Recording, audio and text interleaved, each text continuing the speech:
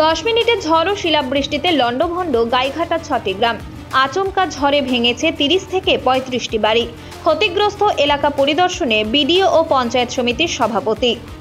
10 থেকে 15 মিনিটের আচমকা ঝড় ও শিলাবৃষ্টিতে উত্তর 24 পরগনার গাইঘাটার রামনগর গ্রাম পঞ্চায়েতের 6টি গ্রাম কার্যত লন্ডভন্ড হয়ে গেল।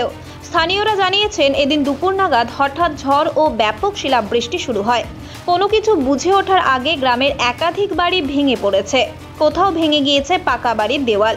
শিলার আঘাতে আহত হয়েছেন কয়েকজন। নষ্ট হয়ে গিয়েছে মাঠের ফসল।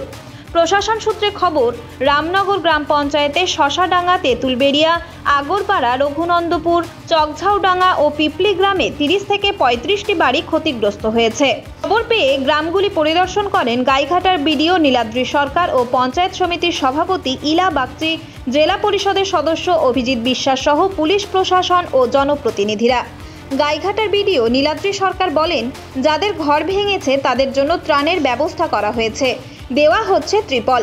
যারা আহত হয়েছেন তাদের চিকিৎসার ব্যবস্থা করা হচ্ছে। ঘর তো হাওয়ায় একদম মনে হয় মুহূর্তের ভিতরে, মানে কেউ সাবধান হবে সেরকম পজিশন ছিল না।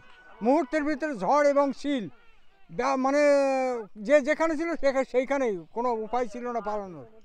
ঘরটা আগে সাইডের দিয়ে এসেছিল, তারপর সামনে দিয়ে এসছে, যেই সেই ঘরটার ভেঙে উড়িয়ে নিয়ে গেছে। আর আমি ভেতরে ছিলাম, আমি আমার দুটো মেয়ে, আমি আমার ঘাড়ির উপর ঘরটা ভেঙে পড়েছে। আমার মেয়ে দুটো পেছনে ছিল বলে আমার মেয়ে দুটোর কোনো ক্ষতি হয় নাই।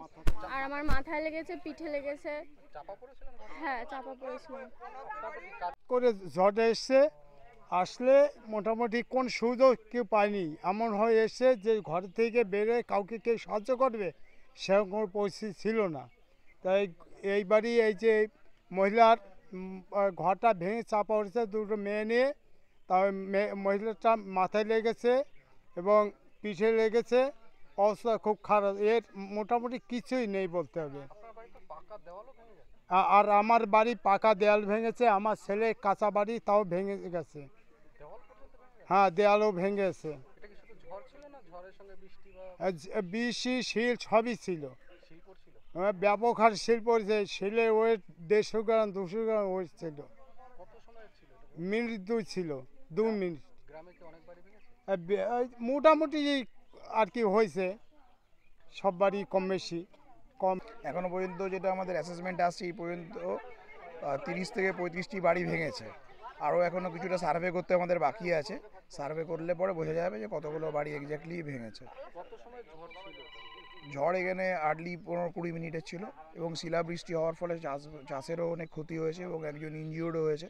তাকে বিএমও সাহেবকে বলা হয়েছে, ওনারা টিম পাঠাচ্ছেন দেখে নেওয়ার জন্য।